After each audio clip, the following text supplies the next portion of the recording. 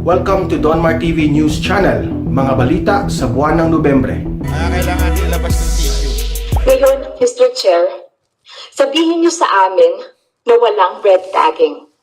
Sabihin niyo sa amin na hindi delikado ang pag-red tag. Sabihin niyo sa amin na wala kaming dapat ikabahala. Mismo ang Commission on Human Rights at ang pinakahuling mga ulat ng UN Office of the High Commissioner for Human Rights ang naglalahad kung gaano delikado para sa mga buhay at sa aming mga pamilya ang maging biktima ng red tagging. Paulit-ulit na pinapaalala natin sa AFP, sa PNP, sa NTF-ELCA na ginagarantiyahan ng saligang dapat sa ang karapatan ng bawat tao na magpahayag. Freedom to peaceful assembly, sumali sa mga organisasyon. May academic freedom na dapat matamasa at nasa katuparan ang mga mag-aaral at lahat ng education stakeholders. Sa pag-aaral, sa pagbabasa, diskurso sa mga teorya, konsepto at teorya ng malaya sa takot, malaya sa pangamba, malaya sa terror. Mr. Chair, binago ng karapatan sa edukasyon at ng academic freedom ang aking buhay. Na dahil bilang biktima ng matinding bullying simula pagkabata, no, binukas ng pag-aaral ng karapatan sa edukasyon ang aking perspektiba na maaari pala na kahit na ako ay may stutter, ako ay may boses. May boses na pwede po natin gamitin sa pag-ambag, sa paglilingkod sa ating bayan. Ito po ang mga karapatan at batayang mga kalayaan na pinipigilan at natatapakan sa red tagging at sa pagpapakalat ng mga fake news at false viral claims. Hindi po ito papayagan ng mga kabataan. Mr. Chair, Senate President, sa lahat ng narito, kailangan may managot. Tapos na. Pautot nito masyado. Kakainis. Dinadaan tayo sa iyakan eh. Akala ko si Chris Aquino na ang pinakaiyaking. Meron pa palang iba. Si Ilago masyado kate. Atapang-atao ka pag nasa karsada ka nang sisisigaw ka dyan tapos iiyak-iyak ka. Sabihin mo natatakot kayo sa red tag. Hindi, di ba oh? Tapang-tapangan yan eh. Pag nasa karsada talagang ganong-ganon yan eh. Tapos ngayon, natatakot sa red tag eh. Hindi mo yung red tag. Dami mong alam. Patawa ka talaga, Ilago. Nakakainis eh, di ba? Yung antapang-tapang, pag sa karsada, pag nakikipag-usap sa mga estudyante, at tapang-tapang, ngayon iiyak siya, sasabihin niya na, kasi nadedelikado yung buhay namin, nare-retag kami. Akala ko ba atapang-atao ka? Tapos ngayon natatakot ka bigla. Bira ka oh. Natatakot na sila kasi wala na sila next election. Kaya mo, gusto ko na tuloy tumakbong party list para labanan itong mga Hindu. Aawain ko lang yan eh. Sorry pero hindi ako tatakbo. Sorry, hindi ako tatakbo. Ayan na, next. Ito, napakinggan naman natin to. Ang tanong ko is, yung mga na-recruit yung mga members ng Makabayan, Pasensya na wala. Bayan, Andali. and so forth and so on. Pasensya na, hindi na natin i-argue yung kay Ilago kasi halata naman nagdadrama lang eh. Kasi yun na nga yun eh. Ang tapang-tapang niya, tapos ngayon, iiyak-iyak siya na kesyo na dedelikado yung buhay nila sa red tag. Kaya naman, wag na kami, pinagluloko mo kami. Kinasuitan nyo ba sila na? Kasi gobyerno na rin kayo eh. Oh, tama. Nakita nyo yung connection? Pareho tayong gobyerno because you became elected officials tama. Of the House of Representatives of Congress. Tama. So pareho yung situation natin. Are you ready to disown or denounce them? Having joined the NPA na lumalaban sa gobyerno, armed struggle ito hindi ito yung laban sa kalye na nakipaglaban-laban sa mga issues. Ito, bakbakan ito, pumapatay ng mga sundalo, nag-extort ng pera sa mga may negosyante. may mga negosyo sa mga kalayunan. Sa madaling salita, boss, mga kriminal sila. Pumapatay ng sundalo eh. Kriminal yan. Kinikikila ng mga kumpanya, kriminal yan. Sa madaling salita, yung NPA, kriminal. Pareho tayo. We're Kaya nga tinawag na silang terorista eh. the same boat practically. But But, what I'm trying to say is, kami, immediately when they defected, we considered them as enemies because they became enemies of the state. Now, I'd like to ask you point blank. point blank. Are you in the same, do you share the same sentiment regarding your members or former members who, sabi nga nila, sumampa do sa NPA para makipaglaban na gamit ang armas? Which is illegal. Okay? Kriminal. Illegal. Terorista. Ano masasabi mo? Please. Mr. Chair, definitely we do not consider them as enemies.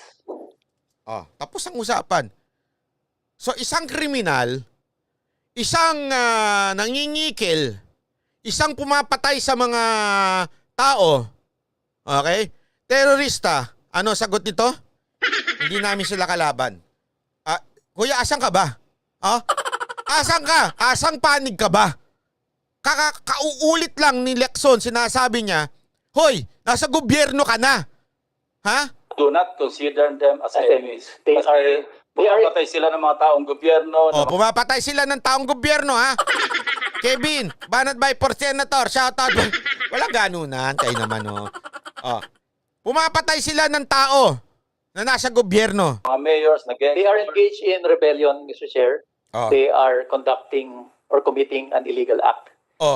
But we do not judge them to be enemies. Ang tingin namin, We do not judge them as enemies. Kriminal na nga sila. Pumapatay na sila ng tao. Tapos sasabihin mo, ikaw nasa gobyerno ka, hindi sila... Nakalam po. Sira ulo mo kasino. Yan ang ginawa masasabi nila ko sa'yo. yun because hindi sila nasasapatan. I'm sorry to say this, Ginawa nila yun kasi hindi sila nasasapatan? but I cannot reconcile. Patungkol po naman doon sa Hindi kayo nasasapatan. So, ganito sinasabi mo kasino. Ako, hindi ako sapat. Nasasapatan sa ginagawa ng gobyerno sa akin. May mga pagkukulang sa tingin ko. So, tama na humawak ako ng armas. Papatay na rin ako ng tao. Bakit? Sabi mo hindi na nasasapatan yung mga NPA kaya sila gumawa na ng humawak na ng armas. Sira pala ulo mo PMA na may na-recruit doon o nag-defect. Hindi naman mangyayari yun kung hindi nasusugan ng pagre-recruita. Dahil doon sa naging asawa din ni Lieutenant Corpus ay napapasama din sa mga aktivista. Kaya hindi nangyari lang yon na sa sarili niya, mag-join na ako, mag-defect ako. May recruitment na nangyari. Ngunit pagkatapos noon, ay wala nang sumunod. Kung may sumunod man, ay ami pa rin papatikusin. And we consider them as enemies of the Republic. Itong mga witness na naipresenta po namin, Mr. Chairman, Mr. President, ay makikita naman natin na galing sa hanay ng mga NPA na nagsimula sa kabataan, LFS, etc. Ngayon, parang sinasabi ni Mr. Casino, Congressman Casino, dati, na sarili na lang desisyon yun. Mangyayari ba yan kung walang nagre-recruit?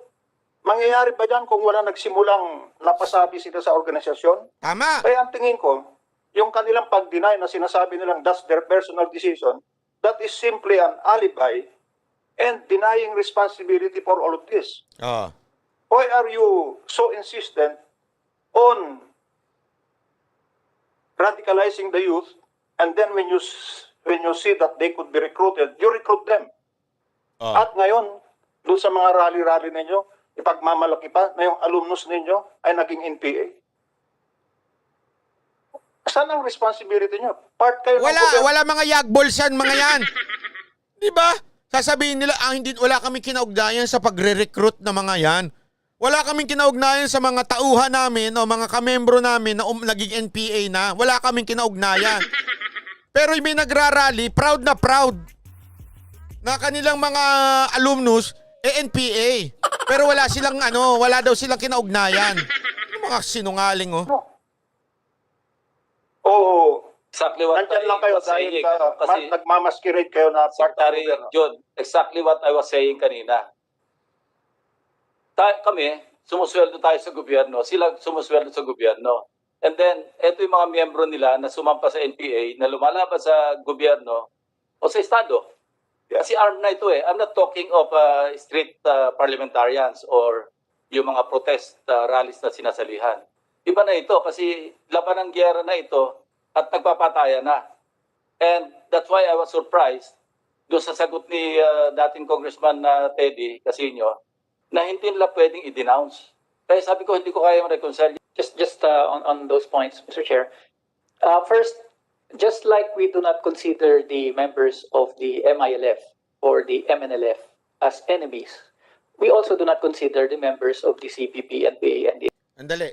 Ang kapal ng mukha mo. Para itulad ang MILF, MNLF sa NPA. Magkaiba yun.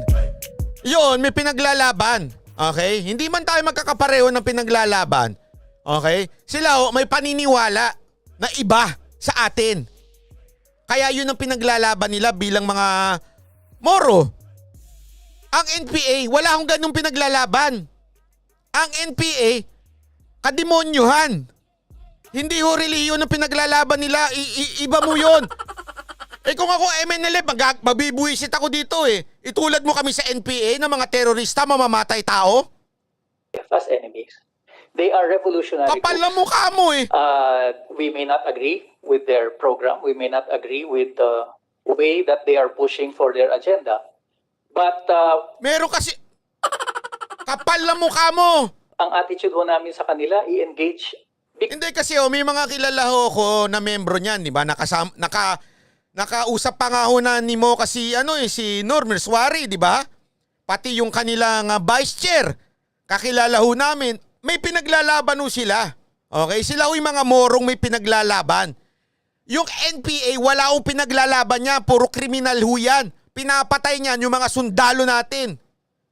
Hindi ho sila nakikipagtulungan sa gobyerno. Ang MNLF at MILF nakikipagtulungan sa gobyerno. Iba nga lang ang prinsipyo nila kasi meron silang pananaw na dapat, ito isa sa mga pananaw nila, naintindihan ko, na ang isang moro ay hindi dapat pinamumunuan ng Kristiyano.